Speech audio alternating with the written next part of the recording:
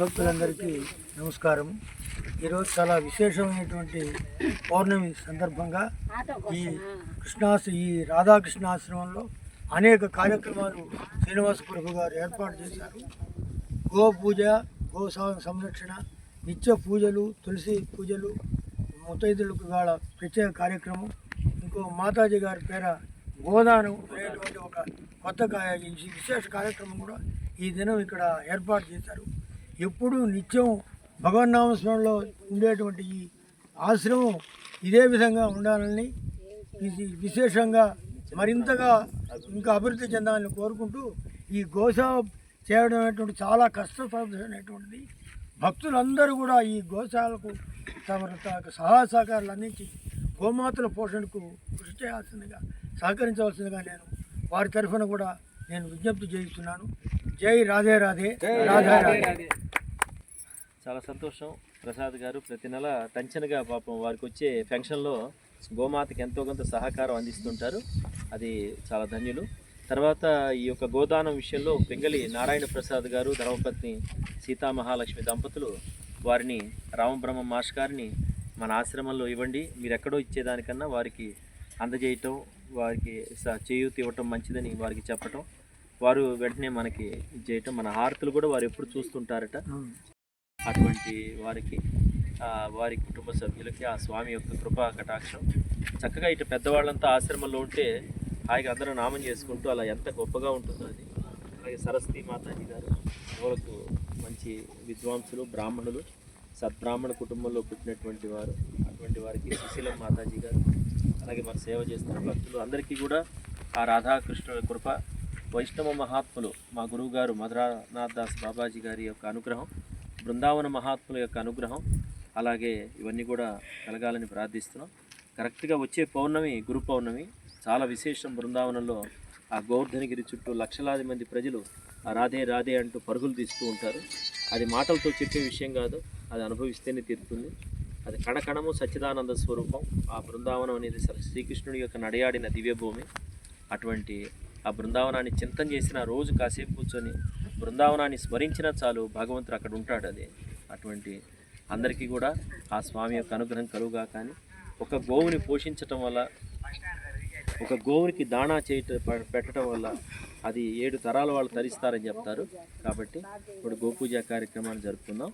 జై జై శ్రీరాధే, గోమాతాకి, భాగవత కథా పురాణకి, భగవన్నామ సంకీర్తనకి, బృందావన ధాముకి రాధే రాధే, రాధే రాధే.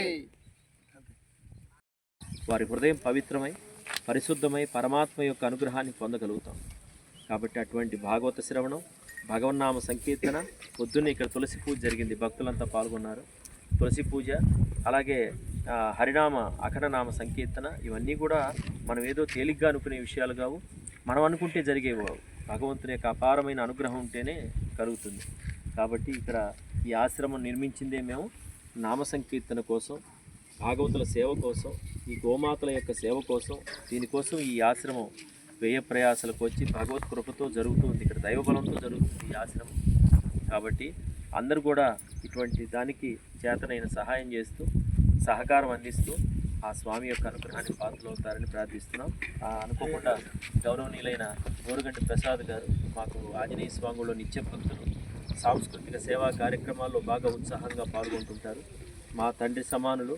వారు ఈ వయసులో కూడా ఎంత ఉత్సాహంగా ఎక్కడెక్కడ కార్యక్రమాలు కూడా వారు వెళ్తున్నారంటే దైవ అనుగ్రహం, దైవ కృప.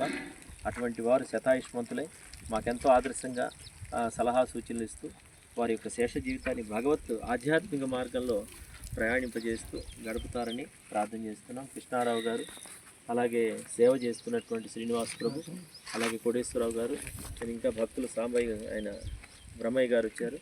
అలాగే అమ్మగారు తిరుమలమ్మ మాతాజీ గారు మాకు ఎన్నో సప్తాహాలు, ఏకాహాలు అవధూతేంద్ర స్వామి వారితో కూడా వారు ప్రయాణం చేశారు. అటువంటి వారు ఇక్కడ ప్రతి పౌర్ణానికి అందరినీ కూడగట్టి తీసుకొచ్చి నామ సంకీర్తన చేస్తున్నారు.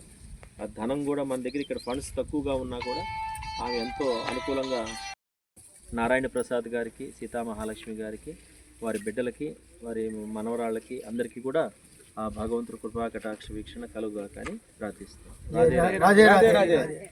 వత్సలుడు, భక్తవసుడు, భక్త పరాధీనుడు, భక్తవశ పురుష అని మన శాస్త్రం చెబుతుంది. అటువంటి భగవంతుడు కలియుగంలో ఎట్లా మనకి ప్రసన్నుడు అవుతాడంటే హరినామ సంకీర్తన, భగవన్నామంతో భగవంతుడు ప్రసన్నుడైనట్టుగా. ఇక దేనివల్ల కాదు. మద్భక్త ఎత్ర గాయంతి తత్ర నిష్ఠామి నారద. నారద, నేను వైకుంఠంలో ఉండను, యోగుల హృదయాలలో ఉండను, ఎక్కడ నా నామస్మరణ చేస్తే అక్కడ ఉంటానని పరంధాముడు చెప్తాడు. అందువల్ల యుగధర్మమైన నామం ఎక్కువగా జరగాలి.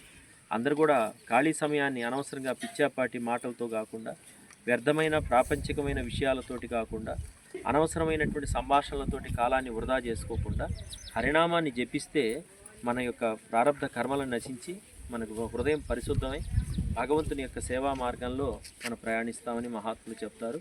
కాబట్టి సాధ్యమైనంత వరకు పెద్ద వయసు వచ్చినటువంటి వాళ్ళు ఒక నామదీక్ష కానీ, నామపారాయణం కానీ అలా సమయాన్ని భగవత్ సేవా మార్గంలో ప్రయాణం చేస్తే మంచిది.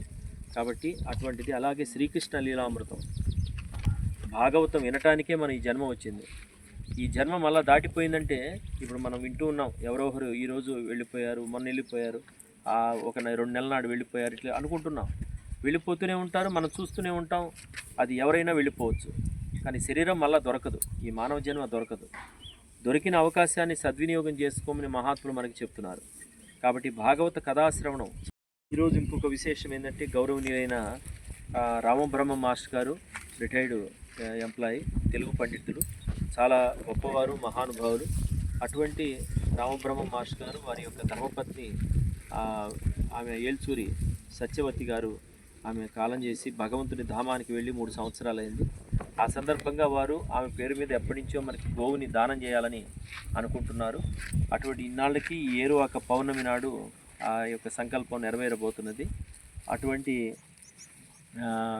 రామబ్రహ్మ మాస్టర్ గారు, కీర్తిశేషులు సత్యవతి వారి పేరు మీద గోవుని దానం చేస్తున్నారు ఈరోజు ఇక్కడ.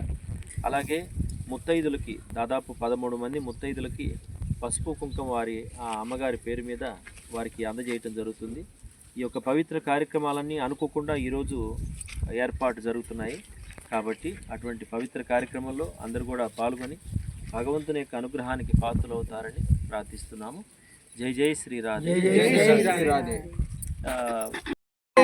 జై శ్రీకృష్ణ చైతన్య ప్రభు నిత్యానందాద్వైత గదాధర శ్రీవాసాది గౌర భక్త బృంద. హరే కృష్ణ హరే కృష్ణ హరే కృష్ణ హరే కృష్ణ కృష్ణ కృష్ణ కృష్ణ కృష్ణ హరే హరే హరే హరే హరే రామ హరే రామ హరే రామ హరే రామ రామ రామ రామ రామ హరే హరే హరే హరే. భాగవతోత్తములారా, ఈరోజు ఏరువాక పౌర్ణమి మహాపర్వదినం. ప్రతి పౌర్ణానికి ఇక్కడ మంగమూరు రోడ్లో రాధాగోవింద ఆశ్రమంలో యుగధర్మమైనటువంటి హరినామ సంకీర్తన 24 గంటల సేపు ప్రతి పౌర్ణానికి ఇప్పుడు కాదు, దాదాపు కొన్ని సంవత్సరాల నుంచి జరుగుతూ వస్తున్నది. ఆ రోజంతా కూడా నామ సంకీర్తన, అలాగే భాగవతులకు సమారాధన, పవిత్రమైన గోమాతల పూజ, ఈ కార్యక్రమాలు జరుగుతూ ఉంటాయి. ముఖ్యంగా ఈరోజు ఏరువాక పౌర్ణమి చాలా విశేషం. ఎద్దు అనేది మనకి తండ్రితో సమానం. అది దున్నితేనే దున్ని పంటనిస్తుంది, మనకి తిండిని పెడుతుంది. గోమాత పాలిస్తుంది, మాతృ సమానం, గోమాత అని పిలుస్తాం మనం. అటువంటి గోవులని, ఎద్దులని ఈరోజు పసుపు కుంకుమ రాసి నమస్కారం చేసి వాటికి దాణా పచ్చి మేత అంతా వేసి నమస్కరించుకొని మమ్మల్ని మళ్ళా సంవత్సరం వచ్చిందాకా మమ్మల్ని సంరక్షించండి అమ్మా అని వాటికి నమస్కారం చేసుకోవాలి. అటువంటి గోమాతలకి ఈరోజు చాలా విశేషంగా పూజ, ఏరువాక పౌర్ణమి అంటారు. ఆ సందర్భంగా ఇప్పుడు పూజా కార్యక్రమం ప్రారంభం.